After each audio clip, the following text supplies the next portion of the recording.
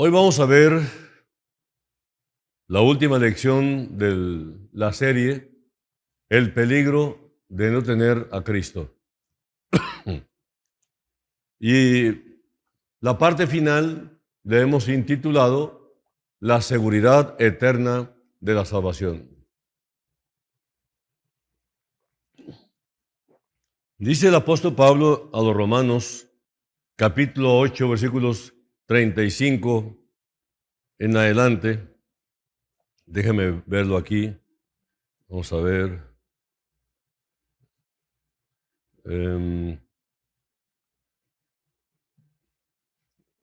Y verdaderamente es muy interesante ver cómo los creyentes podemos tener esta seguridad.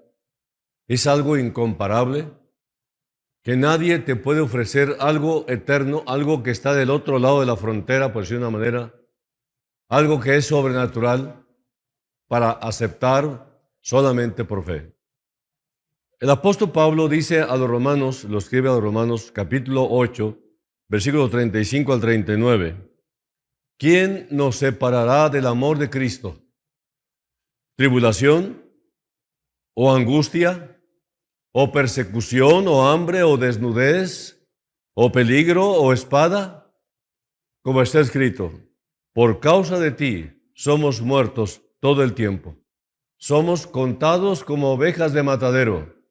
Antes, en todas estas cosas, somos más que vencedores por medio de aquel que nos amó. Por lo cual, estoy seguro de que ni la muerte, ni la vida, ni ángeles, ni principados, ni potestades, ni lo presente, ni lo porvenir, ni lo alto, ni lo bajo, ni lo profundo, ni ninguna otra cosa creada nos podrá separar del amor de Dios que es en Cristo Jesús, Señor nuestro. ¿Estás seguro de tu propia salvación?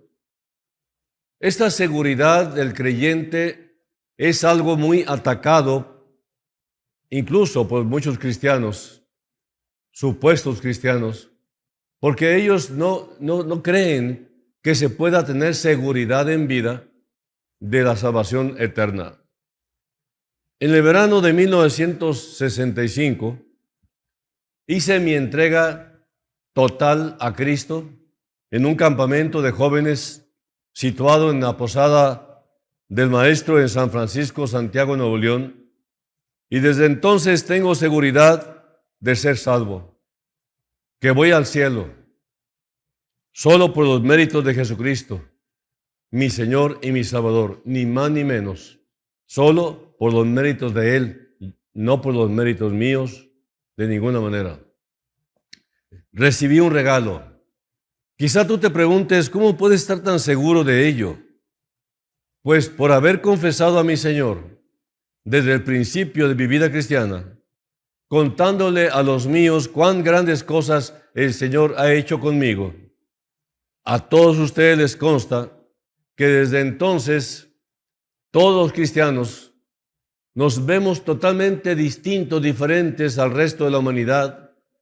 Me refiero a los cristianos genuinos, verdaderos, verdaderamente osados, temerarios, valientes, que verdaderamente no permiten cesar de compartir en sus propias vidas la palabra de Dios a cada uno de los que se encuentren en el camino de su vida. Saben muy bien que al morir, pues les hacen un favor si alguien los asesina o mata por causa de predicar la palabra, porque inmediatamente verán a su Salvador que hoy por fe aceptan que está Él en una postura de brazos abiertos para todo aquel que lo recibió como su Salvador personal. Realmente somos de la familia de Dios. Y esto es lo que dice la Biblia. El único libro que habla de la eternidad es la Biblia. Si estamos seguros de lo que hay del otro lado de la muerte, es por la Biblia. Y todas las cosas que suceden en vida también es por la Biblia. Por lo tanto, es solo la Escritura la que tiene este fundamento, por lo cual creemos con toda seguridad de que Dios lo que dijo lo ha de cumplir a pie de la letra. Bueno, mi casa, cuando yo estaba joven, era soltero, se convirtió en casa de oración, se convirtió también en una casa donde se estudia la Biblia, casa que fue un verdadero milagro porque haberla recibido aún sin solvencia económica, fue un milagro esa casa que le compré a mis padres y que realmente es algo de lo cual también podemos ver la mano de Dios en todo aquel que espera en Él. Compartimos la palabra por diferentes medios, la predicación expositiva, por medio de películas que en aquel tiempo eran películas de cinta, de ese material plástico, de 16 milímetros. Incluimos a los vecinos, que algunos ya fueron salvos y están con el Señor, ya fallecieron. Dios bendijo con su presencia cada rincón de nuestro hogar, salvando a nuestros padres, a quienes les debemos la libertad para exponer la bendita palabra en la misma casa. Y además el regalo que Dios nos ha dado a través de ellos, esta facilidad de poder compartir en cada momento que hubiese oportunidad la bendita palabra de Dios. Dice la palabra en Ezequiel 33, 7 al 9, a ti, pues, hijo de hombre, te he puesto por atalaya, o sea, como un vigía, a la casa de Israel, y oirás la palabra de mi boca, y los amonestarás de mi parte. Cuando yo dijere al impío, impío, de cierto morirás, si tú no hablares para que se guarde el impío de su camino, el impío morirá por su pecado, pero su sangre yo la demandaré de tu mano. Y si tú avisares al impío de su camino para que se aparte de él, y él no se apartare de su camino, él morirá por su pecado, pero tú libraste tu vida. Yo cumplí, al menos en mi manera de empezar la vida cristiana, con estas demandas de mi Señor, predicando por doquier a Cristo, a través de tantos años, desde que ustedes eran, pues probablemente algunos no habían nacido, otros eran niños todavía, no sé, pero la predicación se ha dado desde muchos años atrás. Y algunos de nosotros tenemos muchos años de caminar en el camino de la justicia de Dios, en el camino de la palabra de Dios.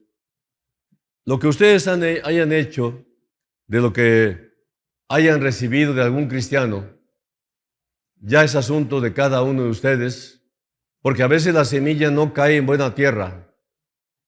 Pero hay algunos que tienen un corazón tan dispuestos que la semilla cayó y germinó pronto y se multiplicaron enormemente.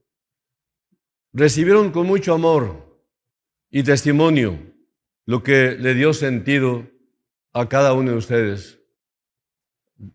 Le dio sentido a su vida, como la dio a mi vida.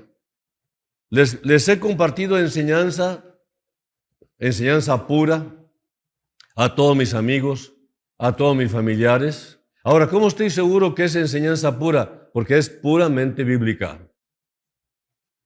No es cuestión de contar sueños. Dice la palabra, y si tú avisares al impío de su camino, para que se aparte de él, y él no se aparta de ese camino, él morirá por su pecado, pero tú libraste tu vida. El evangelio predicado pudo cambiar muchas vidas. Ahora, ¿estás seguro que Cristo está en tu corazón? ¿Que no es una mera profesión religiosa? ¿Recuerdas ese feliz momento de tu encuentro personal con Cristo el Salvador?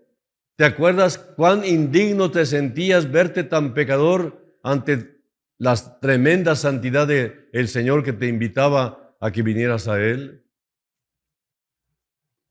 ¿Cómo tener seguridad de que somos salvos y que vamos al cielo. Hay muchas maneras de verlo, pero la principal es que el árbol se conoce por sus frutos. ¿Has hecho frutos dignos de arrepentimiento?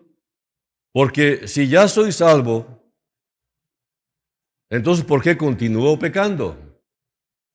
Hay mucha ignorancia al respecto y por lo mismo sufren un complejo de culpa permanente, porque no conocen la Escritura y no saben que el creyente todavía tiene la tendencia pecaminosa adentro de él, y es la antigua naturaleza llamada carne, que no se fue el día de su entrega a Cristo Jesús. Por lo tanto, adentro hay una lucha continua entre el espíritu y la carne. Entonces, hay mucha ignorancia voluntaria porque no le dan espacio de tiempo a sus vidas para escudriñar las Escrituras y encontrar que todo esto que oyen es verdad. Muchos creyentes viven anulados en su servicio de amor a Cristo porque piensan que perdieron el regalo de Dios, piensan que han perdido su salvación por algún pecado o por la persecución. Cuando cayeron en algún pecado, pensaron que perdieron aquella salvación. Pero, ¿serán en verdad salvos? Porque muchos no pueden perder lo que nunca han ganado. Si realmente son salvos, entonces serán eternamente salvos. Y como leímos al principio, nada ni nadie te va a separar del amor de Cristo. Si tú estás seguro que hubo un día que te presentaste ante el Señor arrepentido y lo recibiste como tu Señor y Salvador personal, tú eres salvo, eres eternamente salvo, porque la deidad de Dios se ha comprometido en cumplirlo. Dice el apóstol Pablo que toda la plenitud de la deidad está en Cristo Jesús. El Padre, el Hijo, el Espíritu Santo, Dios eterno, está adentro de tu corazón desde el día en que tú le entregaste tu vida a Cristo. Es un regalo que te ofreció Dios y no lo rechazaste. ¿Habrá alguna doctrina en la Biblia que certifique que la salvación la puede perder el creyente cuando peca? No, no la hay. Dios es quien sostiene nuestra salvación en Cristo por toda la eternidad. No depende de nosotros, no depende de nuestras obras. Gracias a Dios. Si dependiera de nosotros, ya lo hubiéramos perdido. En primer lugar, hablemos de la seguridad de la salvación. Lo que Dios Padre ha hecho. La salvación de que gozamos empieza con Dios. Él hizo el plan de la salvación. Él mismo nos dio la fe.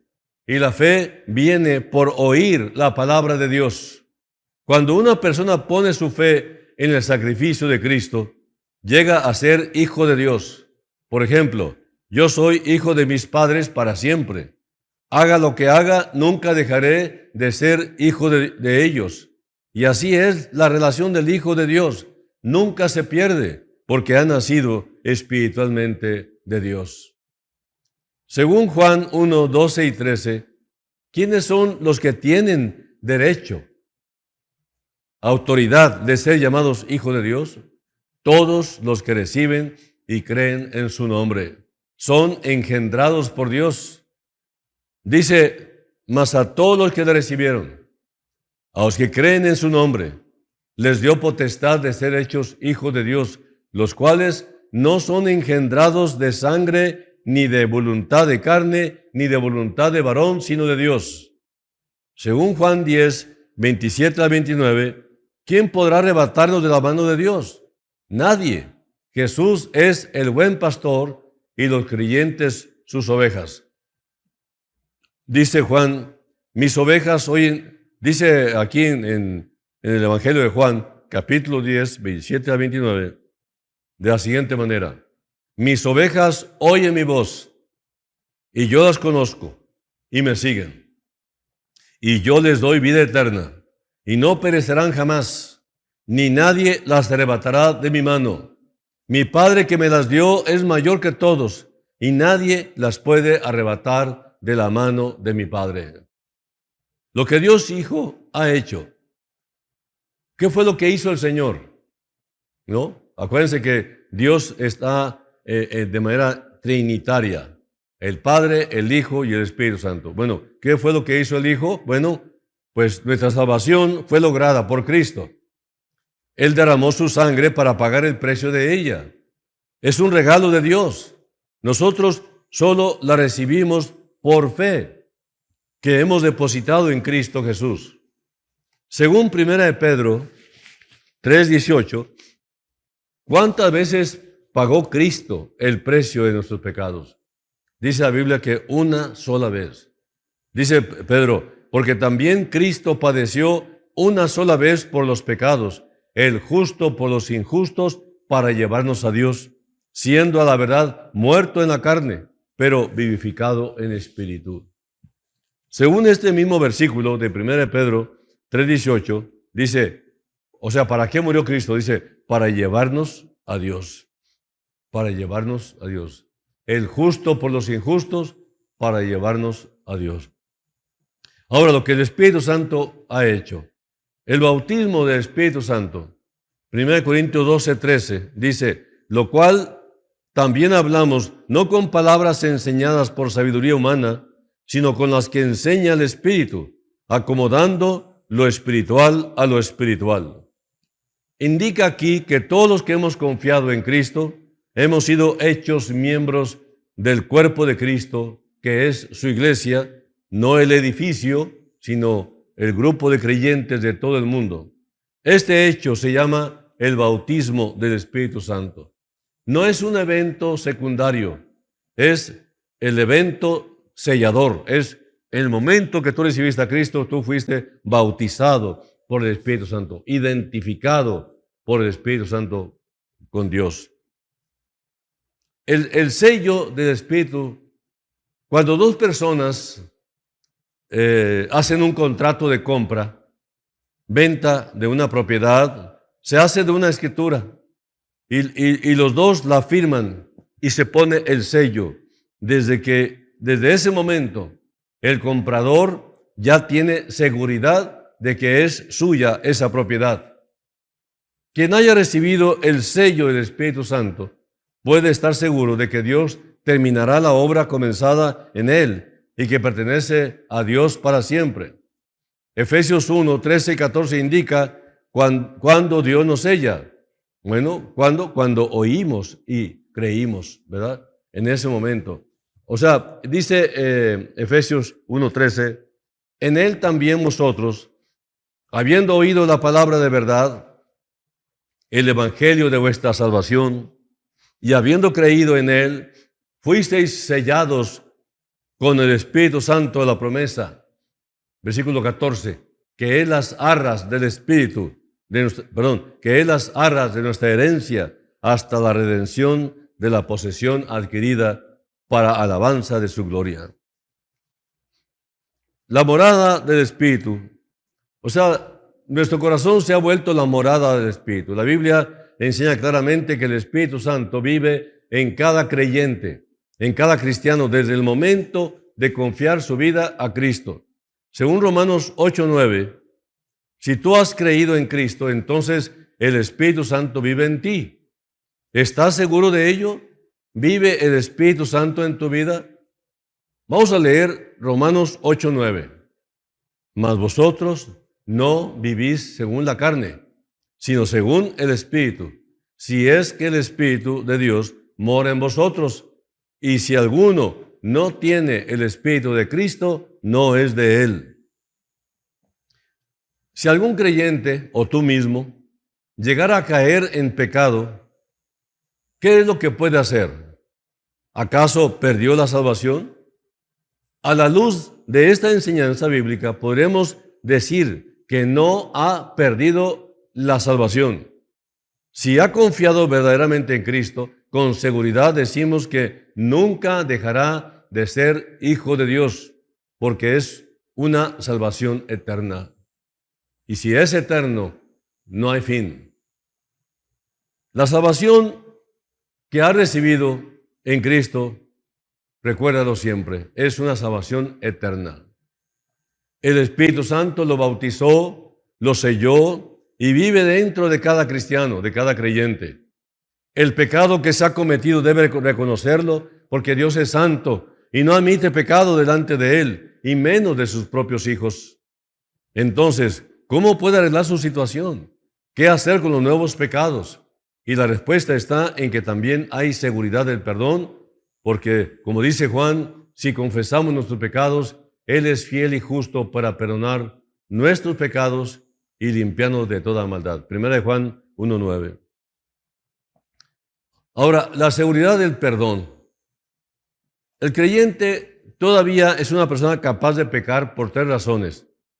Porque todavía está en el mundo.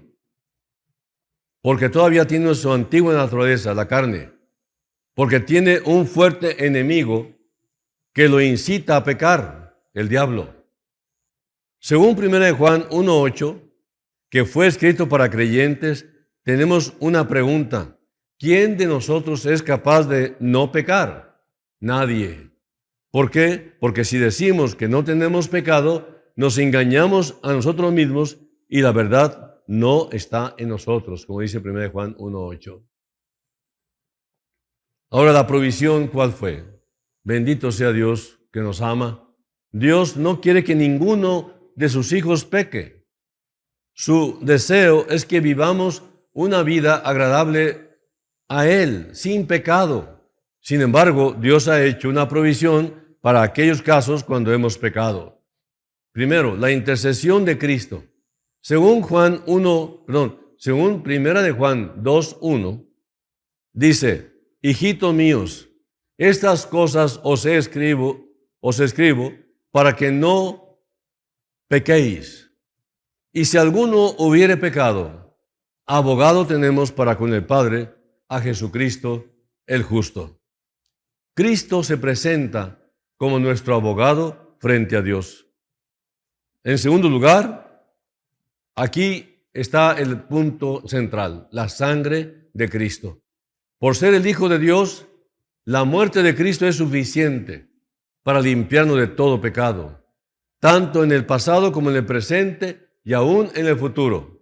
1 de Juan 1:7 dice: pero si andamos en luz como Él está en luz, tenemos comunión unos con otros, y la sangre de Jesucristo, su Hijo, nos limpia de todo pecado. Ahora, la promesa del perdón.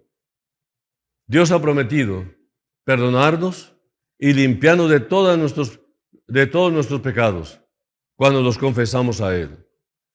Confesar quiere decir reconocer que hemos hecho mal y decírselo a Dios, porque todo pecado se hace delante de Dios y contra Dios. Y esta confesión se hace por medio de la oración directa a Dios mismo en el momento de darnos cuenta de haber pecado. Según 1 Juan 1:9, el perdón constante se debe a que Él es fiel y justo. Dios es fiel y justo. Ahora, ¿cuáles son los resultados?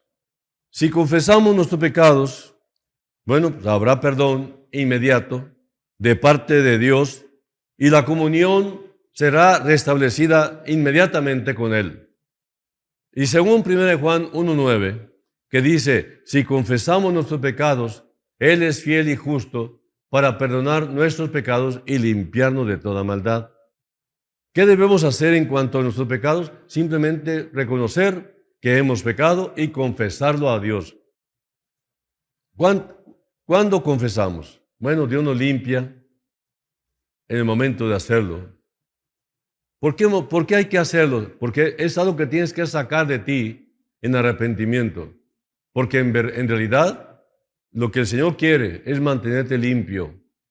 Él ya sabe que pecaste. Él ya sabe hasta el último detalle de lo que hiciste. Pero Él quiere que tú lo confieses para tu propia vergüenza y para tu propia limpieza. Ahora, Dios nos limpia de toda maldad cuando confesamos. Y esto quiere decir que Dios quita la mancha producida en la vida del creyente y ayuda a evitar el pecado en el futuro. ¿Qué contraste es que un incrédulo confiese o un religioso confiese sus pecados? ¿Qué diferencia el trato con un verdadero hijo de Dios, un cristiano que no es ni más ni menos que un pecador que un día se arrepintió, le pidió a Cristo que tuviera misericordia, lo salvara por amor de su nombre y lo salvó. Y a partir de ese momento pertenece a la familia de Dios. Y es al creyente verdadero al que le da estas promesas. Si confiesas tus pecados, Él, tu Padre, es fiel y verdadero. Es fiel, Él es justo y te va a limpiar, te va a perdonar todos tus pecados. Así que cuando confesamos, repito, Dios nos limpia de toda maldad. Y esto quiere decir que quita la mancha producida en la vida del creyente y ayuda a evitar el pecado en el futuro. Cuando no confesamos nuestro pecado, no podemos gozar la comunión con Dios. El pecado no puede hacernos perder la salvación. Sin embargo, puede separarnos de Dios, así como la desobediencia nos separa de nuestros padres naturales. Si no nos disculpamos después de desobedecernos, se hace una barrera y no podemos gozar la comunión con ellos. Y como hijos de Dios, la falta de confesión hace la misma barrera. Todos los creyentes somos responsables de nuestros actos. Cuando persistimos en nuestro pecado, podemos esperar que nuestro Padre, que nos ama tanto, nos disciplinará como cualquier padre disciplina al hijo desobediente. Dice Hebreos 12:6, el Señor al que ama disciplina y azota a todo el que recibe por hijo. Finalmente les digo que la Biblia nos enseña con toda claridad que el creyente puede tener seguridad de su salvación por tres razones. Por ser hijo de Dios, adoptivo, ¿no? Porque Dios no tiene más que un solo hijo, se llama Jesús. Y si el creyente, o sea, el pecador arrepentido, que se convirtió en un creyente, él se convierte en un hijo adoptivo de Dios por amor a Cristo. Entonces, por ser hijo de Dios, no se puede quitar la posición de hijo frente al Padre. ¿Por qué? Porque la salvación es eterna. La salvación que Cristo proveyó por medio de su sangre fue una sola vez y es para siempre. Porque el Espíritu Santo lo bautizó, el Espíritu Santo lo selló y vive en su interior, vive dentro del cristiano, desde el momento de confiar en Cristo para siempre. Por eso, el cristiano se convierte en el templo del Espíritu Santo. Cuando un cristiano verdadero ha pecado, siempre puede estar seguro de ser salvo. La salvación no se pierde porque no depende de nosotros. Depende totalmente de nuestro Señor y Salvador Jesucristo, quien la dio. Él fue el que nos dio este perdón. La salvación fue dada por gracia y no por obras, y seguirá sostenida por pura gracia de Dios. ¿Por qué crees que Jesús tenía que habitar dentro del corazón del creyente? Porque es la única manera de sostener y sustentar la salvación eterna de cada uno. La salvación con el Salvador Jesucristo adentro. De otra manera no se podría. Las buenas obras son el resultado y no la condición de la salvación. En Efesios 2:10 el apóstol Pablo lo aclara. Dice que somos hechos para buenas obras. Dice, creados en Cristo Jesús para buenas obras, no por buenas obras, sino para buenas obras, las cuales Dios preparó de antemano para que anduviésemos en ello. Dios ha provisto perdón por los pecados del pasado, por los pecados del presente y del futuro, y a través de la sangre y la intercesión de Cristo. Y Dios ha prometido perdonarnos, restaurar la comunión, o sea, el compañerismo con Él, y limpiarnos de toda nuestra maldad cuando confesamos nuestros pecados y nos apartamos. Si nos negamos a confesar nuestros pecados, y lo que se pierde no es la salvación, sino la comunión y muchos beneficios colaterales. Por supuesto que algo se pierde, pero no la salvación. Al romperse la comunión con Dios, podemos esperar la disciplina de Dios si persistimos en estar separados. ¿Y estás seguro, pregunto en esta mañana, estás seguro de tu salvación? ¿Estás seguro que tus pecados han sido perdonados?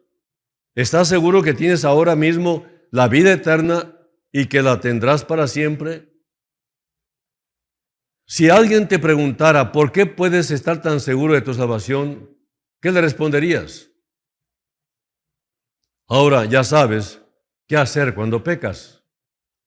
Si un creyente peca, pero no lo ha confesado y no desea hacerlo, ¿qué crees que le pasará? Disciplina.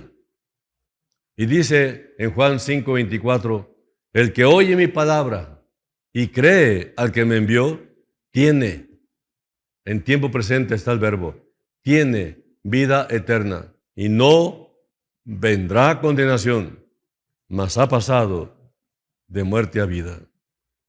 Qué tremendo privilegio el haber tenido la oportunidad de escuchar algún día en nuestra vida pasada a alguien persistente, terco, que buscaba importunamente estar detrás de nosotros para que fuéramos salvos. ¿Cuántas veces rechazamos personas amorosas que buscaban el bien de nosotros y nosotros por el puro prejuicio religioso o de ateísmo, lo que sea, que experimentábamos en ese tiempo, rechazábamos y rechazábamos y rechazábamos? Bendito sea Dios por esos cristianos fieles, persistentes, importunos, tercos, que andan detrás de los amigos buscando su bienestar eterno, la salvación eterna de sus almas, para que no vayan a despertar al infierno mismo. Hoy, una vez más, yo te digo que Cristo Jesús ha hecho todo por amor. No tiene Él ninguna obligación de salvarte, ni salvarme a mí. No tiene ninguna obligación. Porque Él es el que está insultado, ofendido. Él es el que lastimamos nosotros. Entonces el ofendido me está buscando a mí para que yo me reconcilie con Él. ¿Qué amor tan grande tiene el Señor? El Señor no tiene ninguna obligación de buscarme, de buscarte. Él simplemente lo hace. ¿Sabes por qué? Porque te ama. Porque te ama. Porque de tal manera amó Dios al mundo, para que todo aquel que en Él cree no se pierda, mas tenga vida eterna. Y en esta mañana, Él, una vez más, está tocando a la puerta de tu corazón y te dice, he aquí yo estoy a la puerta y llamo. Si alguno oye mi voz y abre la puerta, entraré a Él y cenaré con Él y Él conmigo. Tendremos comunión eterna con el Señor. ¿Te gustaría recibir este regalo? Vamos a orar. Repite conmigo estas palabras. Dios Todopoderoso, te doy gracias por este conocimiento